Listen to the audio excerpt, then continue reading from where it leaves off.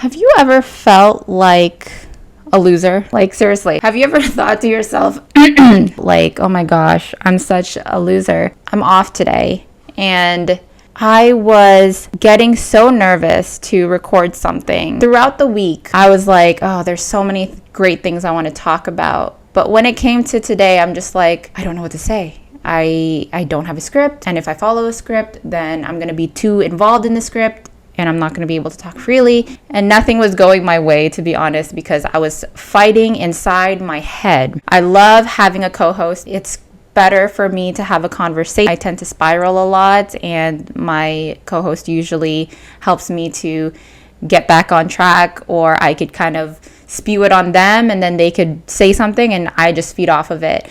And today I don't have anybody. So it's tough. But one thing that I've learned, and I'm in the 30-something club, I'm not 60 or I'm not 98 like my grandmother, but I've had a lot of experiences in my life where I had to learn the hard way. I had to research. I had to get professional help. I had to really do the work to solve issues and problems that I've had. I'm a huge perfectionist. I'm somebody who has a type A personality with type B tendency. And I personally believe that it is okay to really suck and do such a bad job and do things so badly.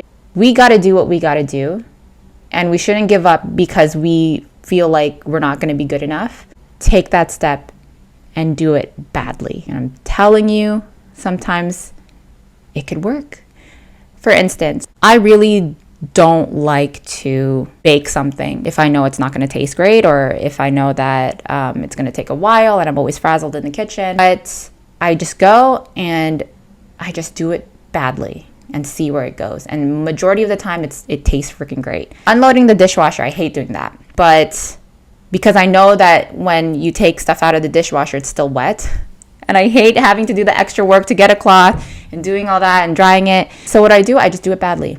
I wipe it on my shirt. My family is the only one eating. Obviously, if I have people over, I'm not going to do that. But when it's a day where I'm just totally not having it, I wipe it off. Like, I don't look back, because it's going to be done. And if it means it's done badly, at least it's done. And I have a quote right there in my vision board: done is better than perfect. Perfectionism has always been such a struggle for me. I like to blame it on the fact that I'm a Virgo. I have this tendency where I'm just like, I would rather not do it and spare the embarrassment and spare all that trouble if it means that I don't have to pressure myself to do things perfectly, because doing it perfect is very, very hard. If I can't do it perfect, I don't want to do it at all. That's usually the case. I've done many things in my life where I tried things out. I opened up a blog. I wanted to open up a yoga studio for kids with special needs. I like the creativity aspect of doing things, but I always gave up and I just didn't want to do it because I wasn't doing it perfectly. And I felt embarrassed for not being consistent because I was so overwhelmed by all of the things. I was looking at somebody's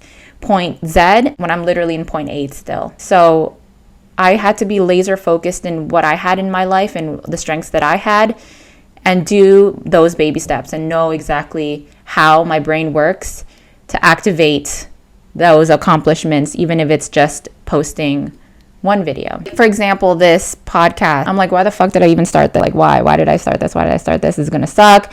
No one's gonna listen. I'm gonna do this badly. After like 3 episodes, I'm not even gonna do it anymore. I'm gonna abandon my channel. There's so many hard things that I have to figure out. There's so many technical things I'm going to have to hire. They're going to cost so much money, and I'm going to be back in this rabbit hole. Because when I did other side projects, I hired a lot. I wasted a lot of money just to get those done. And what did I do? I gave up. And I felt like a loser. And that's been an ongoing thing. And so I would like to welcome you to my podcast on today's episode of Beyond the Title. And the reason why I titled it Beyond the Title is because I didn't have a title, because I couldn't figure out a title. So everything's just like, it's starting to haunt me because it's those patterns, but I'm just going to do it because why not? Why fucking not? When my brother asked me, you need to have a niche, you need to have a title for your podcast. And I'm like, I can't figure out a title. I couldn't even name my 2 children for a month. And you're expecting me to find a title for my podcast. I couldn't even name my own children. So I just put beyond the title, because let's not look at the title. Let's look beyond it. Let's look at what we're actually talking about here. And that's what I kind of thought of. So welcome to Beyond the Title. If you know me, you know I've trialed and errored a lot of programs at school, partially completed others, didn't complete them at all, to figure out things that I wanted to do and see where it took off. So did a lot of programs, did a lot of schooling. And the ones that I've incompleted were either personal issues or a lack of interest. And majority of the time, lack of interest, and also because I couldn't balance life that was throwing at me and also have the concentration to complete it. Even though I really wanted to complete it, because you feel like a loser when you're applying for something, you tell people you're in school and you're not completing it. Really had motivation to really make a change and make an impact. It became a point where the thought of education and the art of learning, or the passion of the subject I was studying, was more profound than the end result, which was finding a job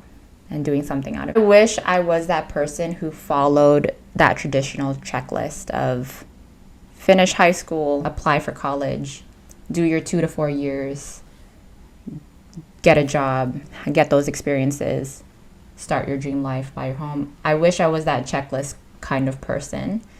I'm not, and I don't think I ever will be. I wasn't built that way. I'm very neurodivergent. And when you realize that, and when you feed into your soul first, and you do a lot of personal work into figuring out what suits you and what you need, and not what everybody else thinks you need, or not comparing yourself to others or your friends or what you see on social media, it becomes so liberating, and you start to feel like you're more empowered, and you no longer feel like a failure, because you're feeding into your soul first, and you're looking into yourself and saying, this is the strength-based approaches that I've tried, and this didn't work, and we're going to keep moving on.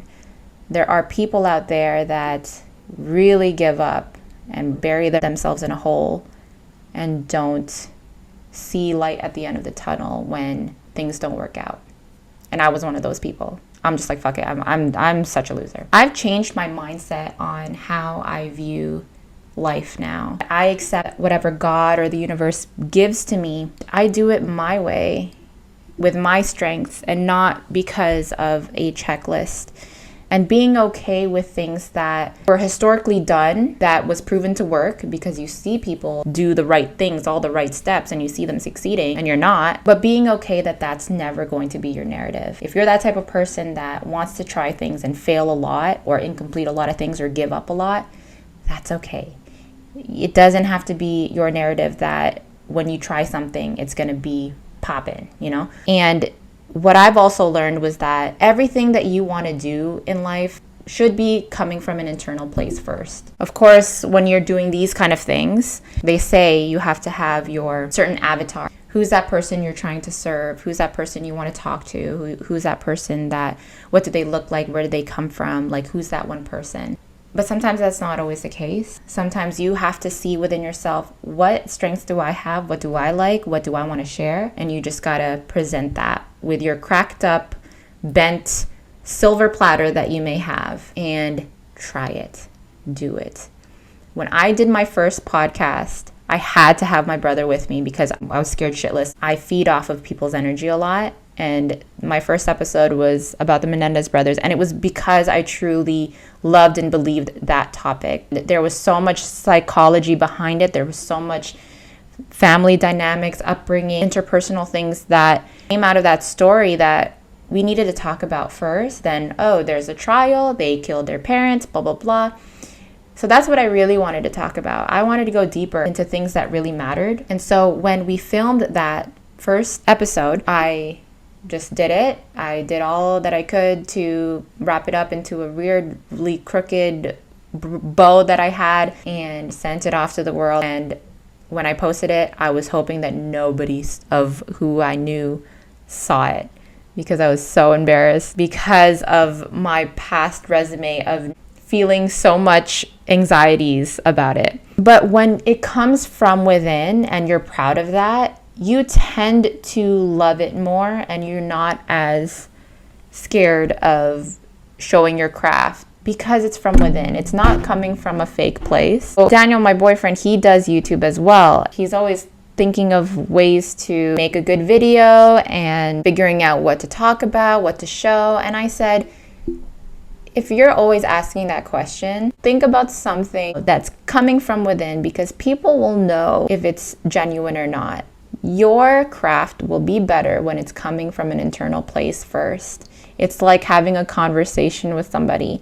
People already will know if you're fake or whatnot. If you're talking out of a place of your heart, you'll have better conversations. You will gravitate and draw in better friends. You'll spark people's attention more because you're coming from an internal place. And so when I look at my past and all of the schooling that I've done and the programs that I didn't complete and the projects that I started and didn't complete, I changed my mindset on that, and I felt like if it's not serving me any happiness from within, it's time to just let that go or let it to rest and not force something that I'm genuinely not excited about. It's kind of like looking in your closet and keeping this beautiful, gorgeous outfit that looks gorgeous when it's in a hang, but when you put it on, you feel kind of gross. Your body doesn't look great in it. It's kind of itchy. You don't like how the collar's like, but you keep it because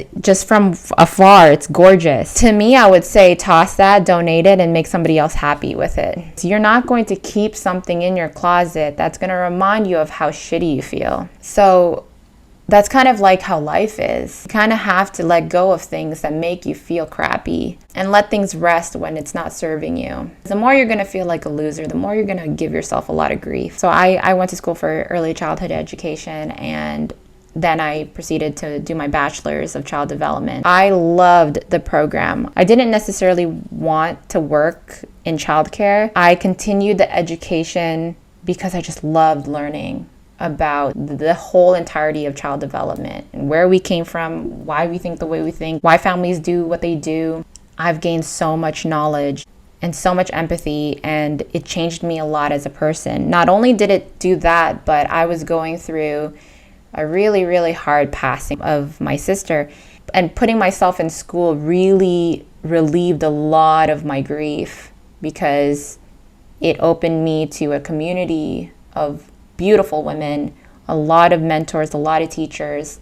I was excited to go to school because I loved learning. I also had Audrina, who had a lot of health conditions, and that helped me parent her and made me understand her development. It was almost like therapy to me because I had a lot of issues that was in my heart, and learning about child development was able to relieve me from those traumas. I was able to do a lot of volunteering. I was able to do a lot of field placements and look into the field and see it firsthand how child development and early childhood education could be applied.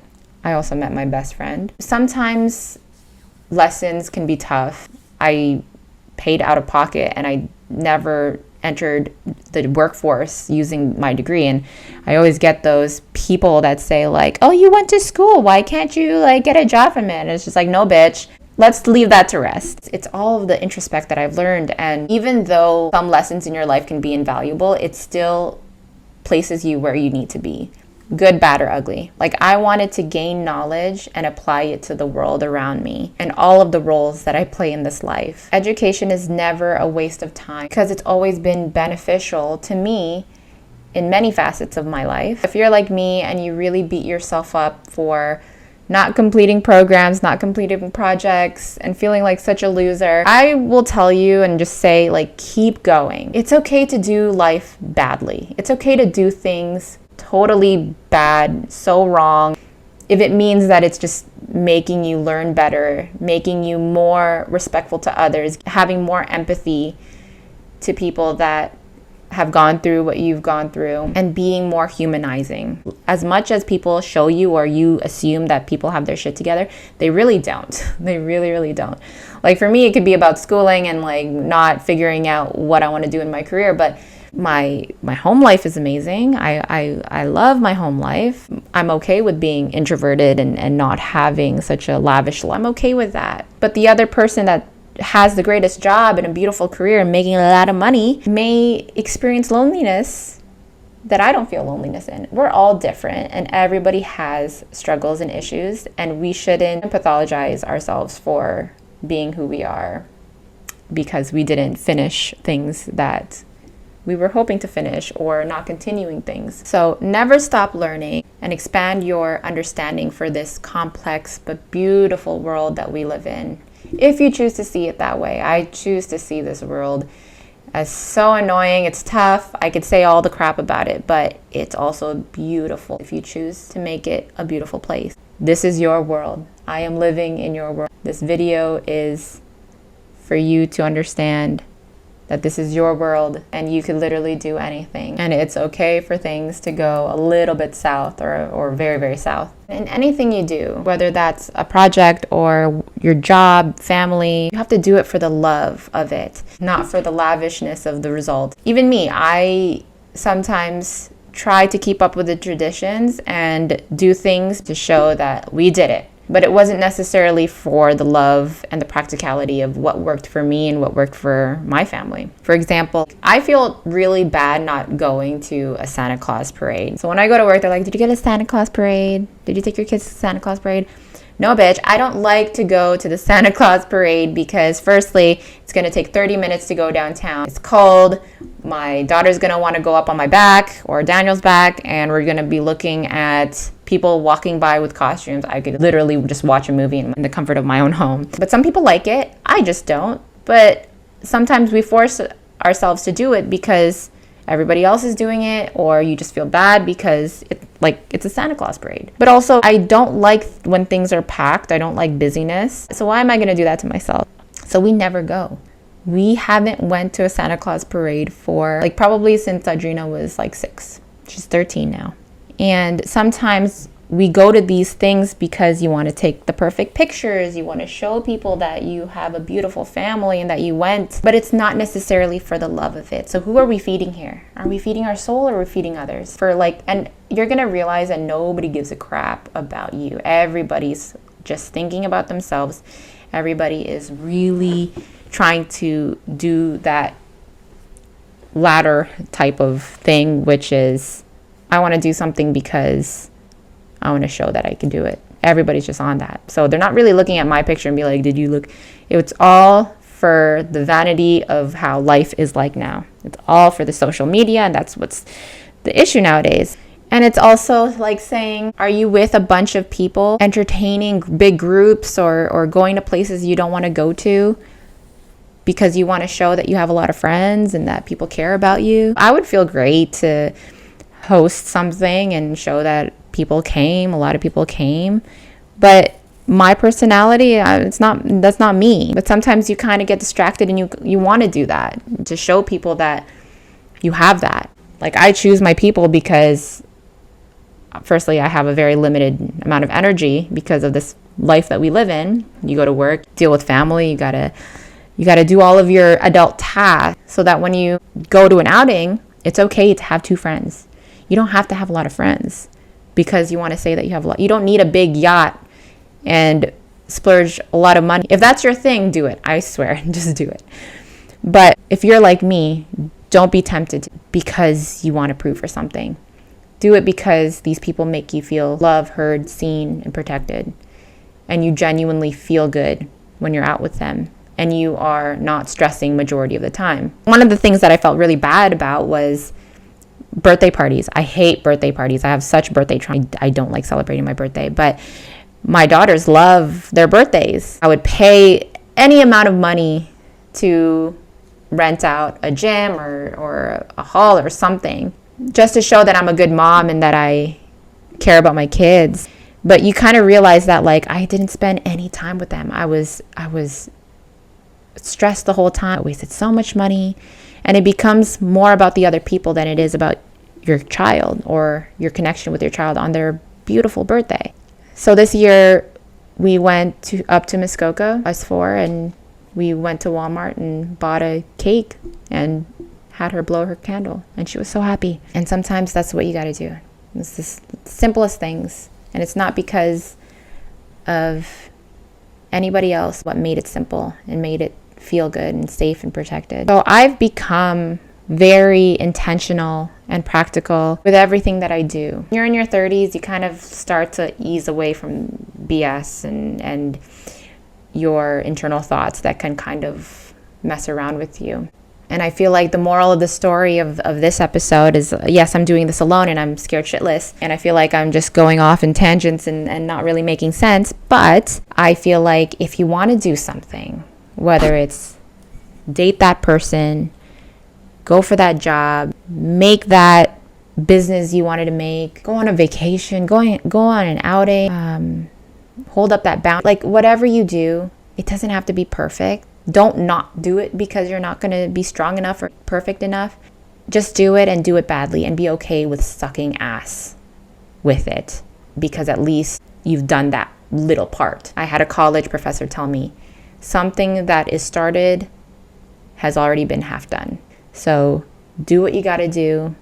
Don't worry about anybody else. Everybody else is just fending for themselves and freaking out in their own brains, whether they show you they are or they're not, and just do it badly. Just think about the wet dish theory. You don't want to do it because you know you got to do the extra work. Do it badly. Wipe it on your sweater, wipe it on your butt, put it away, it's done. Also, to do something that comes from within and do it for the love of it and not for the lavish side of it of like, I want to have great pictures. Do it for the love. Like life is so short. It drags on. Life also happens really, really fast. And we have no time but to not live it authentically. Think about it as your world and everybody else just living in it. So we could choose to feel like a loser, or we could choose letting go of things that make you feel like crap, holding that boundary with yourself. Because this new boundary cult that's going on, not the big word is holding up boundaries. Yes, it's very, very true. Hold up your boundaries. But there's times where you got to hold your boundary with yourself. And when you feel like you're spiraling, you have to make yourself accountable and being like, I need to stop. It's not that deep. We got to move forward. What's the next step? And if you don't know the next step, rest on it, let it go, and just do it badly.